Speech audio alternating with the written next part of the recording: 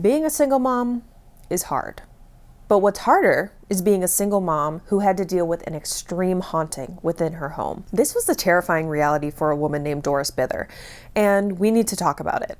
Let's get into it. Hi guys, welcome back to the channel. My name is Sydney, and if you are new here, this is a place where we can talk about true crime, spooky, scary stories, dark history, or anything else I got going on in my brain. Today I have to thank one of my subscribers, Tripweed, for suggesting this story. I know that they suggested it a couple times, and I was just so overwhelmed with all the other stories I was working on, but I thought 2026, clean slate, we need to talk about it. I'm sorry for not looking into this sooner, right? Because this story is crazy, and it seems like it's out of a movie.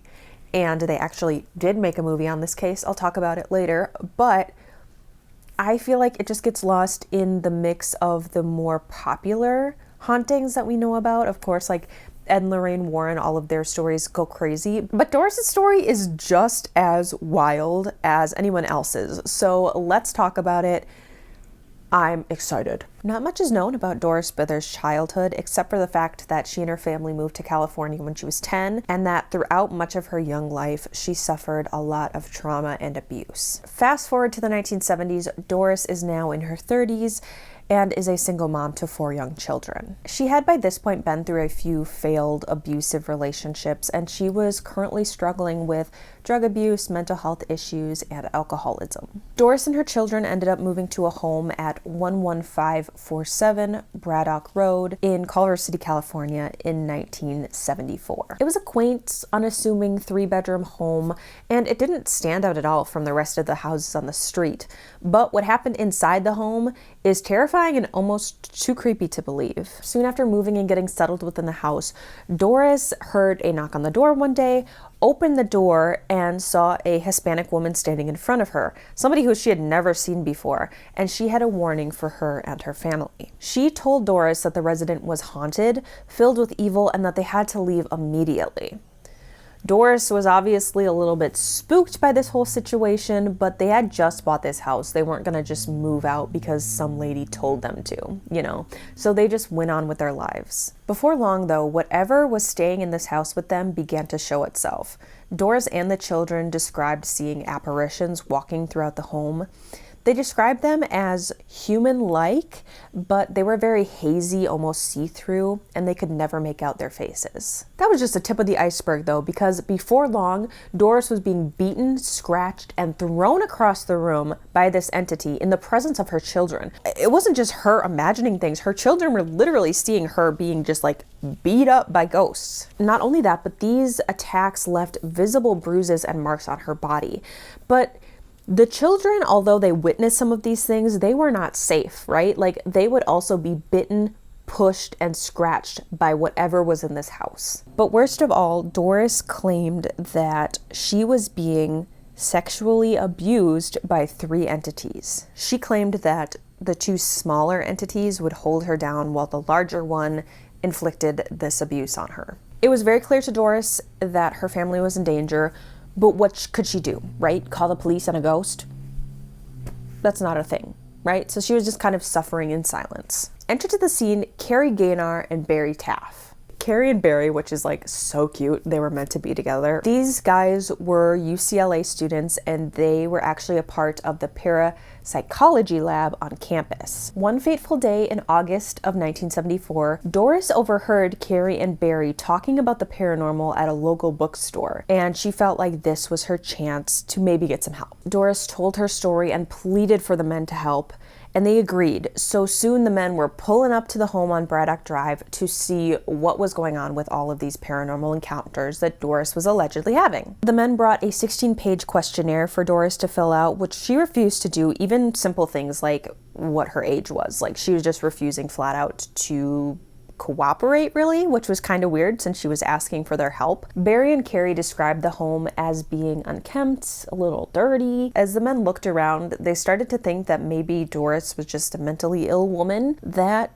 needed help, and that was fine, but that was not their place. So they began to pack up all of their things, and that is when all hell broke loose. All of a sudden, without any warning at all, a frying pan came flying out of a closed cabinet at the men. This had piqued their interest. They spent a considerable amount of time trying to debunk the flying frying pan, but they couldn't figure it out. They could not explain it away. So over the course of the next 10 weeks, Carrie and Barry conducted a very extensive paranormal research project on the Bither home. They documented countless occurrences of these strange glowing green orbs, things flying across the room. For some reason, the ghosts were loving to throw things, maybe a former baseball player or something. Also, unpleasant smells and cold spots were found throughout the entire house. The team believed that there were 4 entities within the house showing themselves at various times. Although much of the haunting went uncaptured, both men later said that they truly believed that this was a real paranormal encounter. Barry in recent years has said that he believes that this was more of a poltergeist encounter just because of the certain kind of symptoms that they were seeing and what the family witnessed. Carrie explains that they probably wouldn't have believed Doris if they hadn't seen a lot of these things firsthand. They truly thought that it was real because they were seeing it with their own eyes, but he did state that he probably would have written it off as mental illness if he wasn't there to experience these things. He also believed that it was Doris that was haunted, not actually the home, because evidently after Doris and her family moved from the Braddock Drive house, she continued to experience paranormal things. Unfortunately, this story doesn't have a very satisfying ending. It's unclear what happened to Doris and her family after they moved from Culver City, California. Some say that Doris ended up moving to Texas and then eventually came back to California, but we do know that she passed away in 1999 at the young age of 58. Let's talk theories. There are 2 main ones. It happened and it didn't happen, right? Pretty straightforward. The first theory that it did happen, okay, we do have some evidence that this might be a true paranormal poltergeist experience that the family had, right?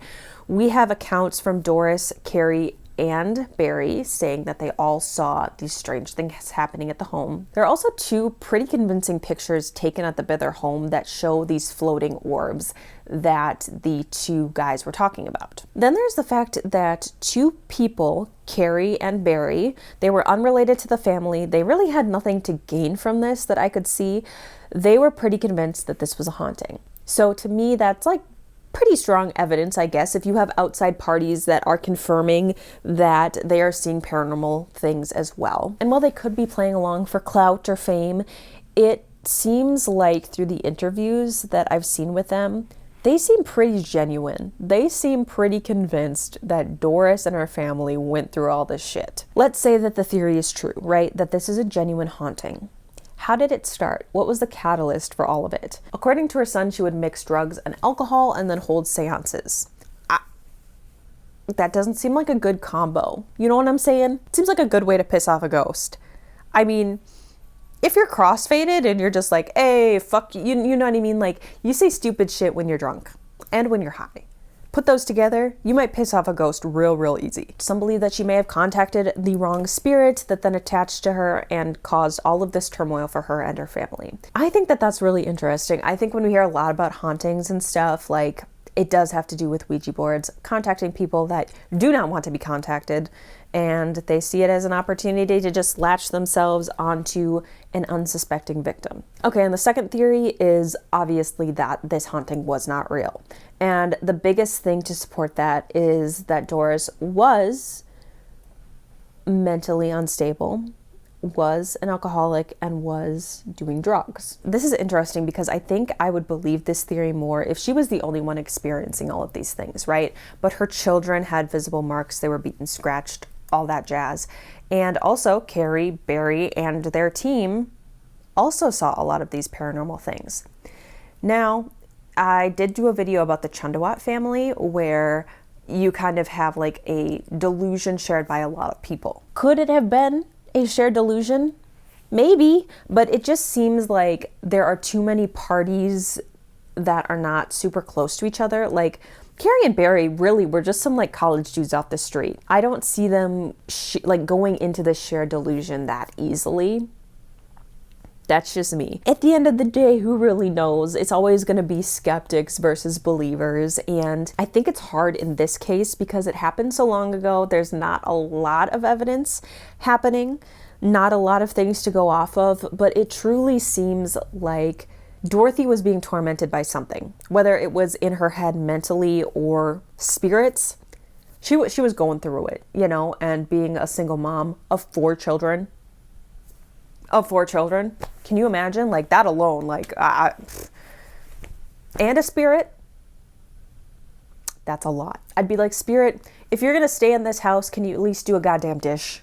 Can you do some dishes? That's just my 2 cents on the whole thing. Doris's story was so captivating that an author named Frank DeFelta wrote a book in 1978 called The Entity, and it was about a mom, her 3 children, and her experiences with the paranormal. And that book was so popular that it was also converted into a movie in 1982. So if you're looking for a spooky movie to watch next time you have a movie night, I know that's definitely going to be going on my list. Anyways, that was the crazy story of Doris Bither. Thank you again to Tripweed for suggesting this story. I had no idea that this story existed before they suggested it to me. Like, I think we hear a lot of hauntings, and I think a lot of them can be debunked because there's usually motive, like money, fame, that kind of thing. I don't really see a motive for Doris or anybody else making this story up. It doesn't seem correct. And if Doris was that mentally ill, you would kind of think that there would be more information on that too.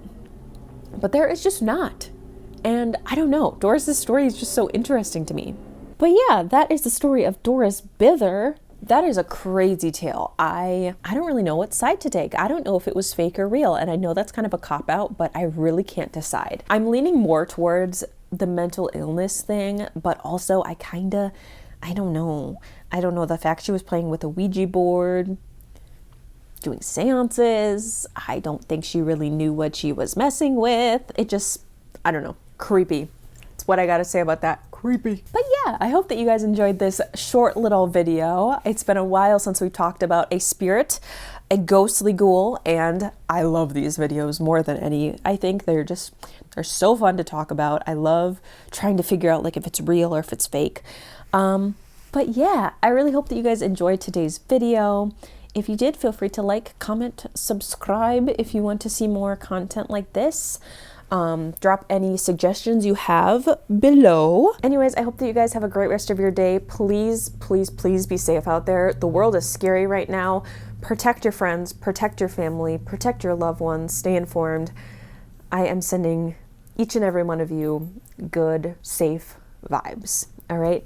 I love you. I care about you. You are important. And keep being the bad bitches that you are. Goodbye, guys.